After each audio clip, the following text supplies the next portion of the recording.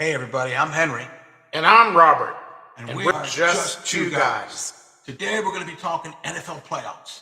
And man, it's exciting. 8 teams. And this is going to be wild. Robert, what do we got? We got the 49ers at Seattle, the Rams at the Bears, and Buffalo at Denver. Let's look at the 49ers at Seattle. I have the 49ers losing to the Seattle Seahawks because Seattle is my Super Bowl favorite. I think Seattle's got the best defense right now in the NFC, and the 49ers are too banged up. I don't see them winning on the road with the 12th man at their best in Seattle's weather, which could be nasty. I think Seattle takes this game very easily. Well, I like your spin on that, but I'm going to go upset. I'm thinking Baby Shanny is going to take what's left of his team and upset Darnold and the Seahawks. Why? Just because I feel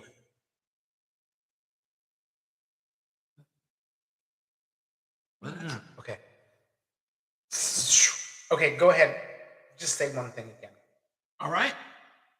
I'm going to take the 49ers in an upset. Over Seattle. Over Seattle, just because I feel it. I think Baby Shanny is going to take his team, what's left of it, and upset Darnold and the Seahawks. I've just got a feeling. I don't know, but it's going to be a fun game to watch. Let's talk AFC. We have the Houston Texans at the New England Patriots. Wow. That defense is lights out. But I'm thinking the young Drake May is going to find a way to win. And it may be the lowest scoring game in NFL history. Because with those defenses, especially Houston defense, it's unbelievable. So I think the Patriots squeak it out. What about you? New England had a very easy schedule all season long that they took advantage of to a 14-3 record. Only 2 playoff teams they faced during the regular season. I think New England is a very good team, but Houston's defense wins championships. And that defense, I haven't seen a defense as dominant as Houston since probably the Chicago Bears in '86. 2 bookends at pass rusher with Will Anderson and Will Anderson and the other guy, Danielle Hunter. And the way that they just destroyed Pittsburgh, which they should have done to begin with, and even with 3 turnovers by C.J. Stroud, that game could have been 51-6. At the minimum, it was 39 with those 3 turnovers in the red zone, or they were going in to score. You get rid of 3. You have field goals, and they could have beaten the Pittsburgh Steelers 39-6.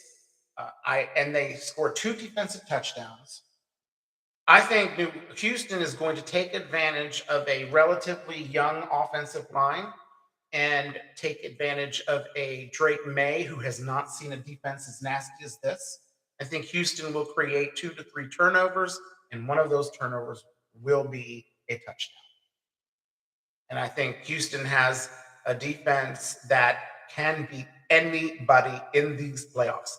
The intangible comes with C.J. Stroud. Are you going to turn the ball over again? You're on the road again? I think Stroud turns it over, and that's going to be the difference. That's my feeling. I'm taking New England here. I'm taking Houston, but it's all on C.J. Stroud. I think Houston can actually go to the Super Bowl, with my Super Bowl being Seattle versus Houston. Yeah. My Super Bowl is going to be the Rams versus the Bills. And I'll tell you what. No one's playing like Stafford. It's lights out. With Puka and Adams, he's got 2 of the best receivers in the National Football League. That's actually a very huge point, that the Rams are capable of beating anybody through the air, which is something that isn't what I'm accustomed to in the playoffs. I'm used to the frozen tundra. I'm used to running. I'm used to smashing out football. I'm used to defensive lines and offensive lines settling the game. The Rams are capable of beating you through the air and offensively. They can outscore you with their offense, with their running game, Kyron Williams and Puka Nacua, Devontae Adams. can't double team any one of them. You can't choose That's right. defensive line. So they can score with anyone. But I like the Bears, actually, because to me, they feel like the Washington Commanders in 2025. 2024. No, they're the Commanders of what, last year. Right, but they're the Bears this year. So I feel like they're like what the Commanders were in 2024, what the Bears did this year. They came back in many games. Caleb Williams has matured. The coach has got their offense playing really well. And the Bears have come back against so many teams in the fourth quarter, even if they're down. And they did it in their first playoff game. So I'm thinking the Bears at home will defeat the Rams in another comeback thriller, which then sets the door for Seattle to throw the Bears around in the NFC Championship game to go to the Super Bowl. That's just how I feel. I like the Bears. They're at home. It could be snowing. Wouldn't that be something? It could be snowing. And you know what? The Rams don't do well in the snow. No, they lost last year's playoff game to the fucking Eagles, and they should have gone to the Super Bowl, not the Eagles. That's right. 2 fumbles in the red zone, and the Eagles didn't score. They were protecting from getting scored on to win that game. They didn't win the game because they scored. They win the game because they stopped the Rams, and the Rams fumbled the ball twice. Yeah. So let's hope for the Rams' sake there is no snow. And then you pick Buffalo. And I like Denver's defense because Denver has, in my opinion, the 3rd toughest defense in the NFL. It was the best defense in sacks. They led the NFL in sacks, in pressuring the quarterback. And I really believe I'm old school. I've seen the Bears. I've seen Buddy Ryan's defense. I've seen Washington's defense. I've seen all these, the Steel Curtain, all these defenses and all these teams that had these defenses won. True. Defense does win championships. So the 2 best defenses in the NFL. True saying, but it's true. The 3 best defenses in the NFL is Denver, Houston, and Seattle. Now, Seattle of those 3 has had some games against the Rams or against someone. I believe it was like 48-42. So their defense has given some points. And if you want to go against point differential and point defenses, Houston's the number 1. Houston's not allowed more than 13 points a game since midway through the season. Well, that's our pick. I think Josh Allen is along with Cook and the rest of that team is going to play. What I have to tell you is very interesting. Of all the teams in Buffalo, to me, Buffalo has a team that surprises me. They don't have a dominant defensive line. I don't think anybody here in this room can name one defensive line. I don't think anybody in this room can mention who is their linebackers.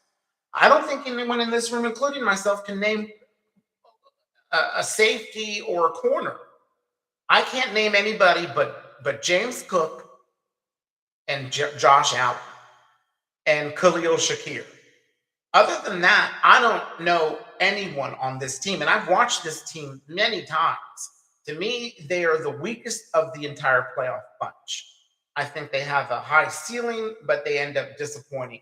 And I don't think they're as good as they were in previous seasons when they lost to the Kansas City Chiefs in the AFC Championship game multiple occasions. I don't. We're going to find out. We are going to find out. And their receiving core is Khalil Shakir. Can you name one more? The ex-Red. Curtis Samuel doesn't do anything.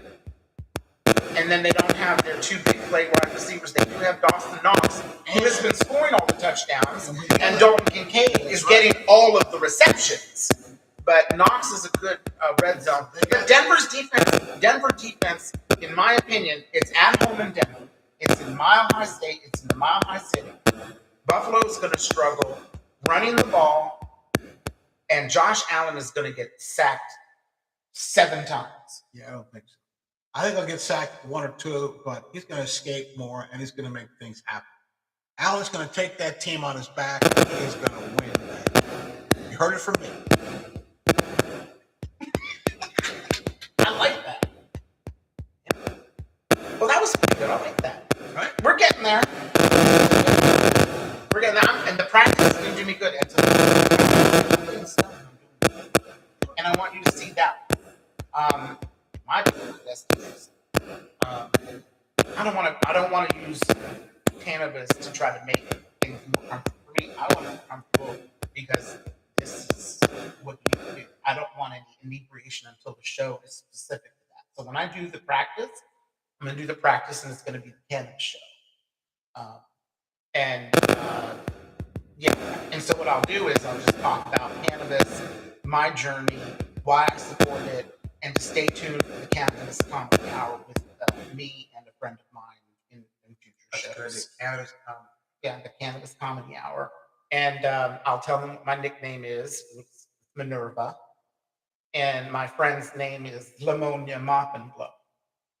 So when we come on to our Cannabis Comedy Hour show, we'll be in character, and I think everyone will have a great time. So I'm going to do that tonight. Yeah. I'm getting more comfortable.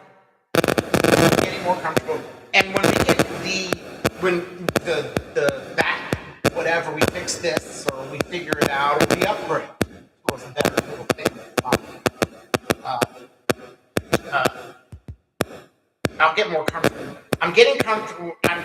With the thing in my ear and trying to keep the cord away and trying to balance being in the